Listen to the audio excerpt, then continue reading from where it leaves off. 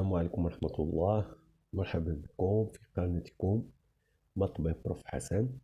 أعزائي تلميذات وتلاميذ الأولى علوم رياضية، في هذا الفيديو إن شاء الله غادي نصحو إكزرسيس 65 ديريفاسيون باج 244 بطبيعة الحال لو ليفر المفيد. Alors là, on vous donne une fonction définie par morceau. Voilà, il a cette expression pour x inférieur ou égal à 0, c'est-à-dire sur moins l'infini 0, et cette expression pour x strictement positif, c'est-à-dire sur l'intervalle 0 plus l'infini. Alors la première question, déterminer les limites de f en plus l'infini et moins l'infini. Alors on commence par la limite quand x tend vers plus l'infini de g, pardon, de la fonction g. Alors, quelle expression utiliser? Alors, on travaille quand x tend vers plus l'infini. Donc, je vais prendre l'expression qui est valable sur l'intervalle 0 plus l'infini. 0 plus l'infini, ou elle est compatible avec cette limite. C'est-à-dire, je vais remplacer g de x par l'expression x moins 1 plus 1 sur x moins 1. Voilà, pour calculer cette limite, soit vous calculez x plus 1, pardon, ici, c'est x plus 1, et c'est x plus 1. Alors, pour calculer cette limite, on peut calculer la limite de ce terme et ce terme, ou bien réduire au modulateur et utiliser la règle de la limite en l'infini d'une fonction rationnelle. Là, on va utiliser celle-ci, voilà. Par exemple, réduire au modulateur. Alors, x moins 1 fois x plus 1, ça donne x carré moins 1 plus 1 divisé par x plus 1, qui va vous donner la limite quand x tend vers plus l'infini de x carré sur x plus 1. Donc, d'après la règle de calcul des limites des fonctions rationnelles, c'est x carré sur x, c'est la limite de x qui va vous donner plus l'infini. Maintenant, la limite en moins l'infini.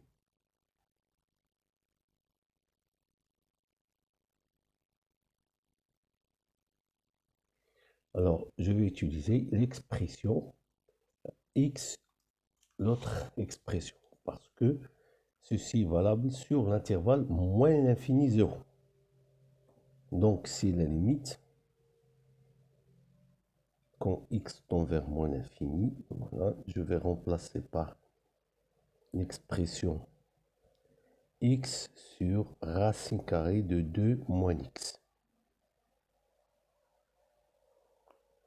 Alors là, l'astuce qu'on va utiliser, on va faire entrer x à l'intérieur de la racine carrée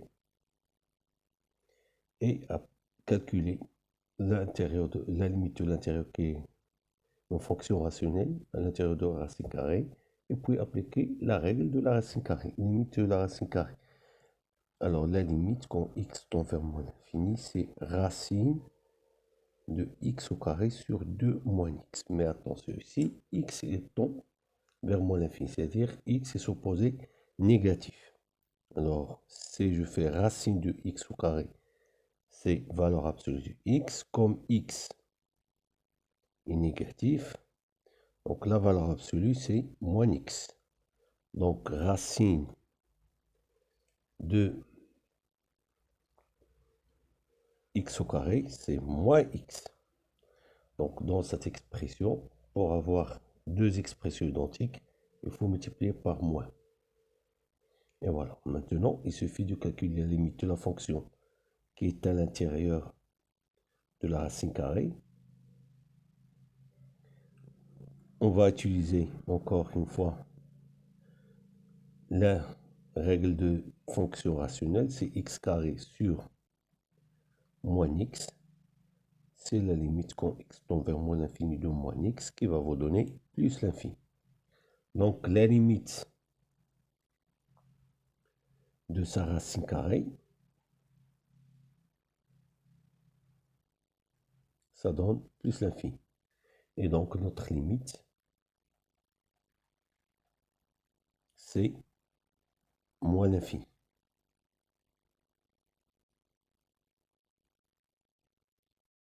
Deuxième question, étudier la dérivée de la fonction g en 0. Donc il faut étudions la limite.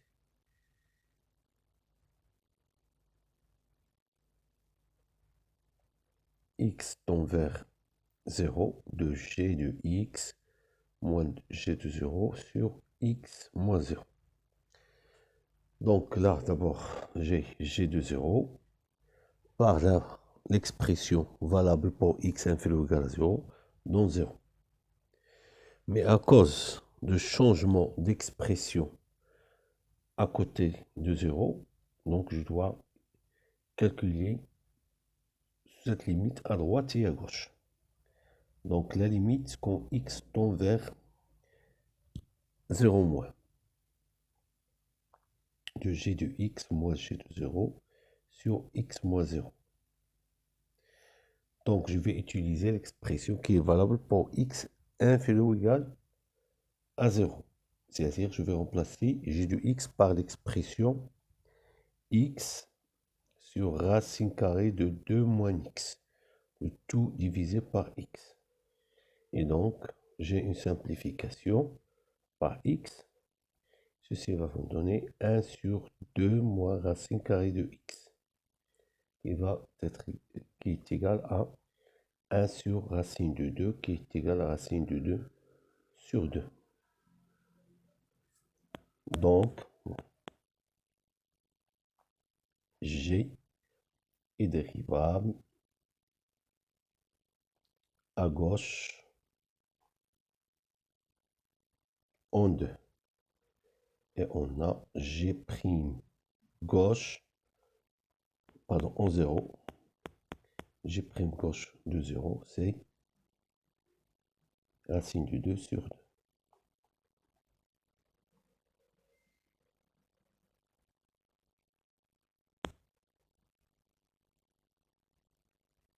Maintenant, la dérivabilité à droite, g de x moins g de 0 sur x moins 0 est égal à la limite quand x tend vers 0 plus. Alors, g de x, je vais utiliser l'expression valable sur 0 plus l'infini. Donc, c'est x moins 1 plus 1 sur x plus 1 moins 0, le tout divisé par x. Alors, on a déjà réduit cette expression au dénominateur. Ça donne x carré sur x plus 1 divisé par x. Alors, on simplifie par x. Ceci va vous donner x divisé par x plus 1. Et donc, ceci donne 0. Donc, g est dérivable à droite en 0 et g' droite de 0, c'est 0. On a le nombre dérivé à gauche distinct du nombre dérivé à droite. Donc, ceci vous donne g n'est pas dérivable en 0.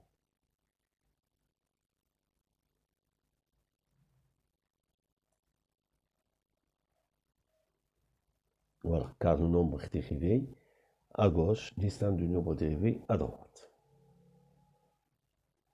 Alors, l'interprétation géométrique, on a g dérivable à gauche en 0 et c'est-à-dire le nombre dérivé à gauche, pardon, c'est racine de 2 sur 2, donc CG admet une demi-tangente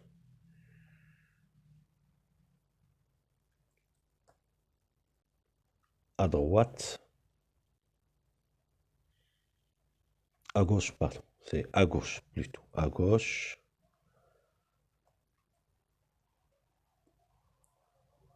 au point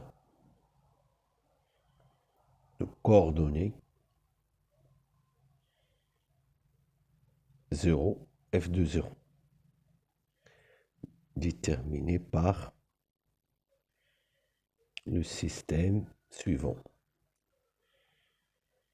Alors le système, c'est une inéquation, puisque c'est seulement à gauche de 0, x inférieur ou égal à 0, et l'équation de la demi-tangente qui ressemble à l'équation de la tangente.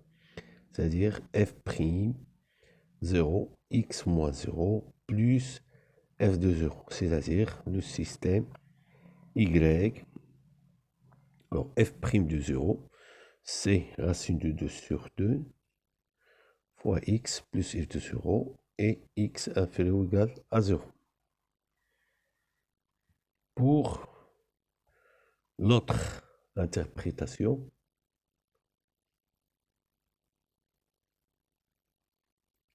on a g dérivable à droite en 0 et g' droite de 0 c'est 0. Alors donc CG admet une demi-tangente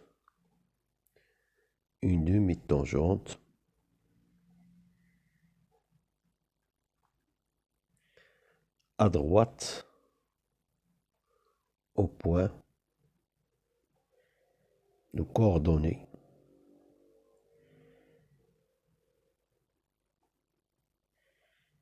0, f de 0. Pardon, ici déterminé, voilà, déterminé par le système suivant. Puisque à droite c'est x supérieur à 0 et j'ai l'équation f', g' de 0, droite de 0, fois x moins 0 plus g de 0. Alors ceci va vous donner y est égal à 0 et x supérieur ou égal à 0. Voilà, c'est cette demi-droite. Voilà, je dois corriger ici, c'est 0, g de 0, il n'y a pas de f. Voilà, c'est là, c'est g' gauche de 0 plus g de 0. Et là, la même chose, g de 0. Ouais. Donc voilà l'interprétation géométrique. Il admet deux demi-tangentes. L'une est donnée par ce système. Alors le système, peut-être qu'on fait équation d'une droite et une équation sur x, puisque c'est seulement une demi-tangente.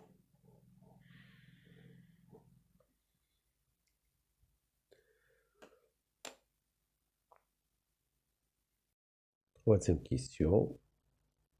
Calculer g' de x pour tout x appartienne à R étoile. Alors, je me place d'abord dans l'intervalle moins l'infini 0. Alors, g de x, c'est x sur racine carrée de 2 moins x. Alors, calculons g' de x, je vais utiliser la formule de dérivation u sur v, le quotient.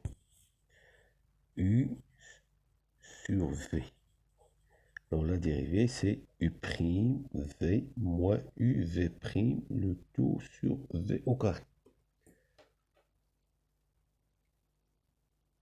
Alors ceci va vous donner g' de x, c'est la dérivée de x racine de 2 moins x, moins x, la dérivée de 2 moins x.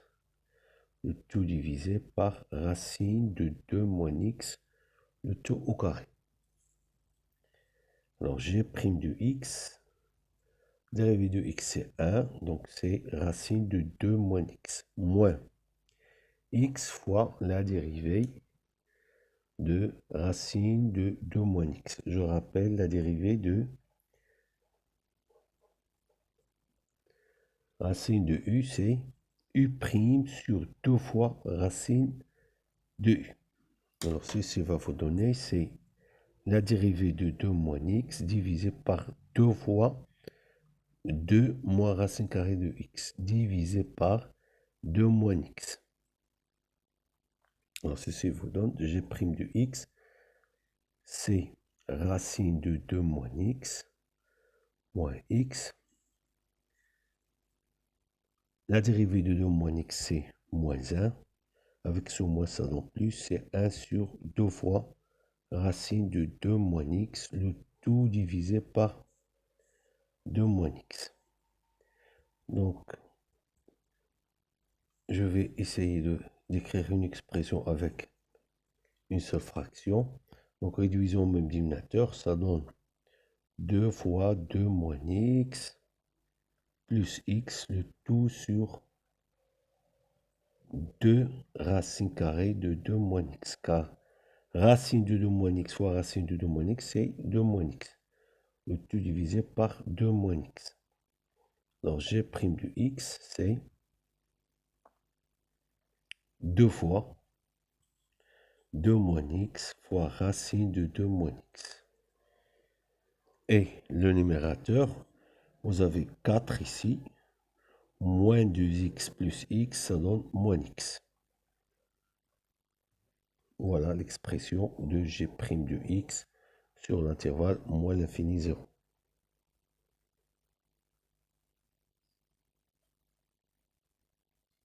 Maintenant, calcule g' de x sur l'intervalle 0 plus l'infini. Alors, g de x, c'est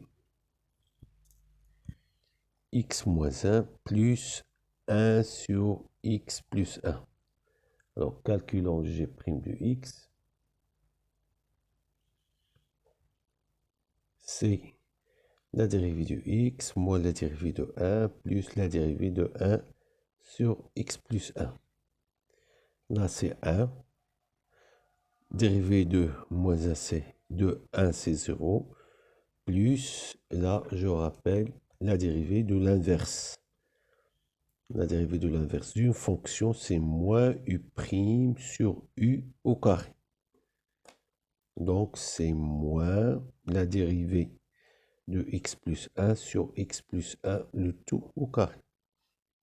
Alors, ceci va vous donner g' de x, c'est 1 moins la dérivée de x plus 1, c'est 1 sur x plus 1, le tout au carré.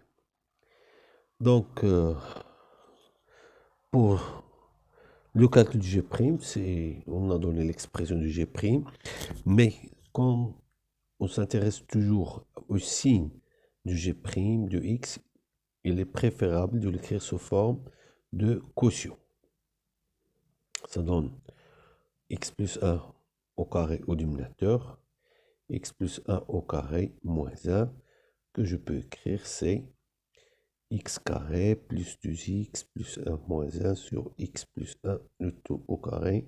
Donc, g' de x, c'est x carré plus 2x, le tout divisé par x plus 1 au carré.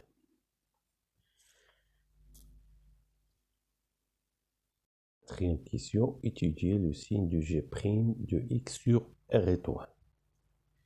Alors, sur l'intervalle moins l'infini 0, on a trouvé g' de x, c'est 4 moins x divisé par 2, facteur de 2 moins x, racine de 2 moins x.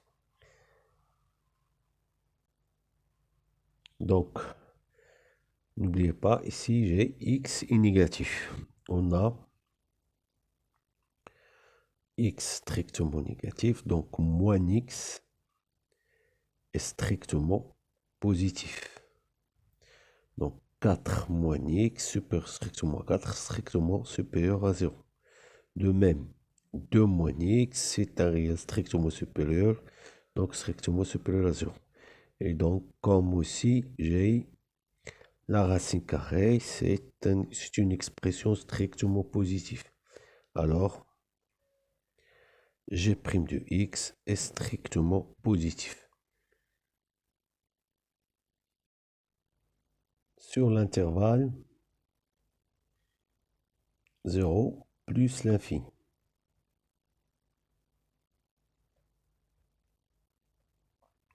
Alors, g' de x, on a trouvé, c'est x carré plus 2x sur x plus 1 au carré.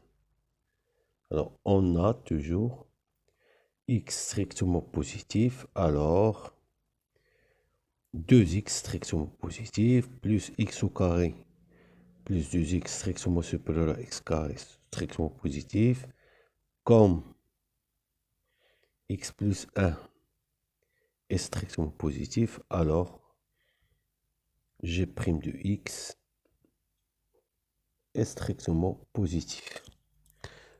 Alors le signe de g, quel que soit x appartienne à R étoile, j'ai toujours g' de x strictement positif. Alors pour le tableau de variation,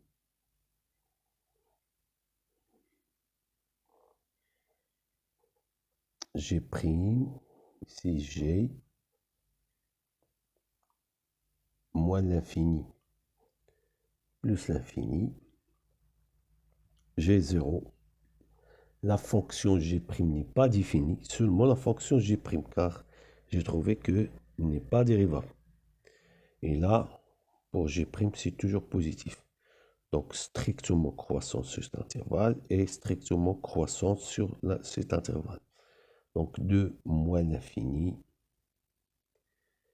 voilà, a plus l'infini.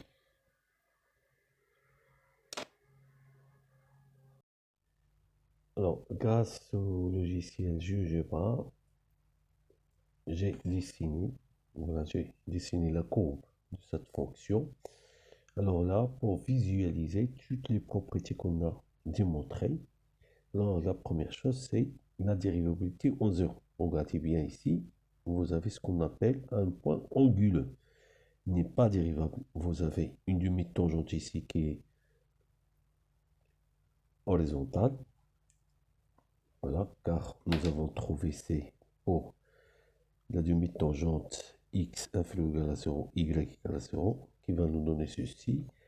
Et à gauche, nous avons trouvé la demi-tangente qui est cette demi-droite y est égal à racine de 2 sur 2 fois x inférieur ou égal à 0. Et voilà, nous avons ce qu'on appelle un point anguleux.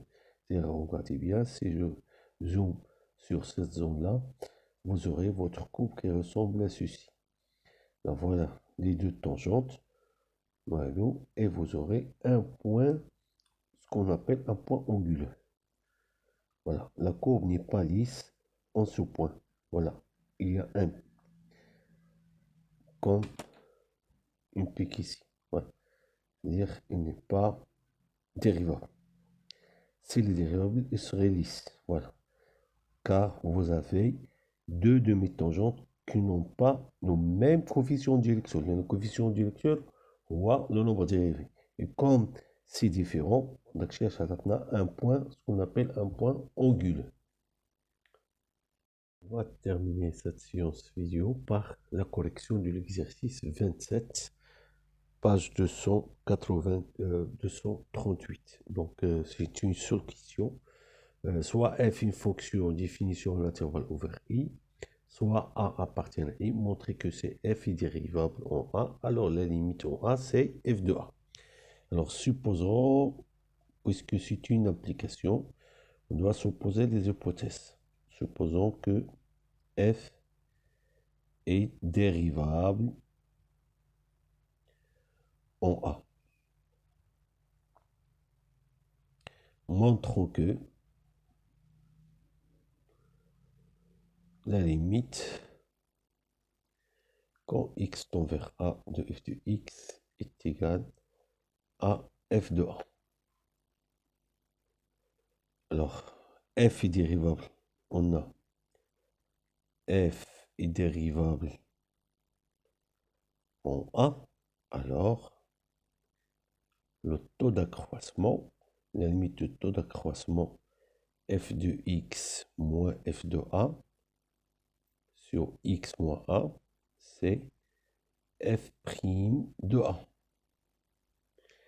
Alors, moi, je veux la limite de cette fonction. Donc, il suffit d'écrire l'astuce et écrire f de x est égal à f de a plus f de x moins f de a sur x moins a multiplié par x moins a pour tout x, pour x différent de a bien sûr. Donc c'est simple à vérifier. Alors si vous écrivez ceci, si vous prenez cette expression simplifiée par x moins a, vous trouvez c'est f de a plus f de x moins f de a. Vous simplifiez par f de a, vous trouvez que c'est f de x. Voilà, donc la propriété est vérifiée. Passons maintenant à la limite.